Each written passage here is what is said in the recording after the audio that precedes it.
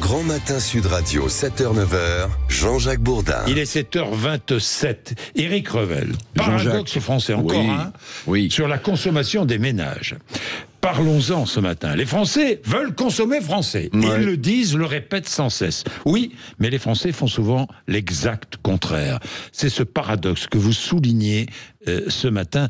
Est-il explicable ? Alors, je vais essayer de vous l'expliquer, mais d'abord juste un chiffre, parce que c'est ça qui m'a alerté. 77% des Français disent vouloir privilégier le Made in France dans leur consommation, au sens large. Produits alimentaires, textiles et autres.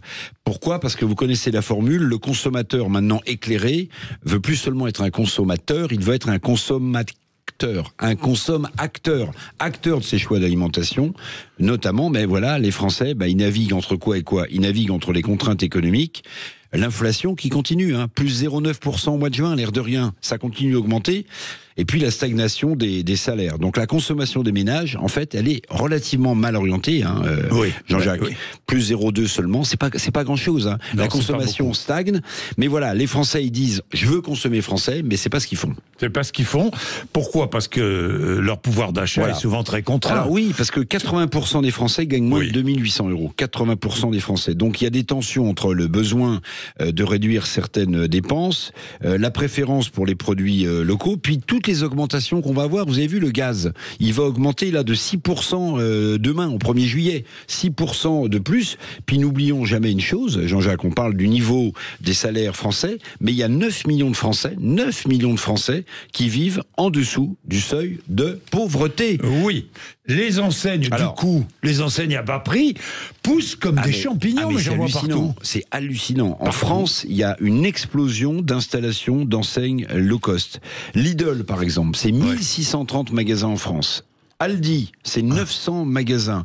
Je vous passe les Netto, les Leader Price, les Actions, même Carrefour qui est une chaîne de supermarchés, je vais dire musclée. Ils ont créé haut de gamme. Ils ont créé leur propre filiale de low cost. Ça s'appelle Supeco.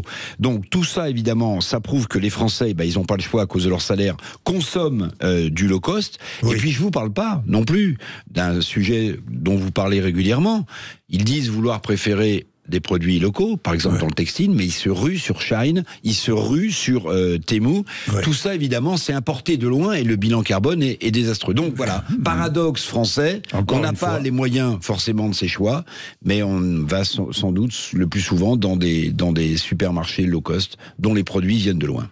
Bien sûr, il est 7h30. Merci beaucoup de souligner, Eric, parce que là aussi, ça vous fait réagir. 0826 300 300. Il est 7h30. Vous êtes sur l'antenne de Sud Radio. Merci.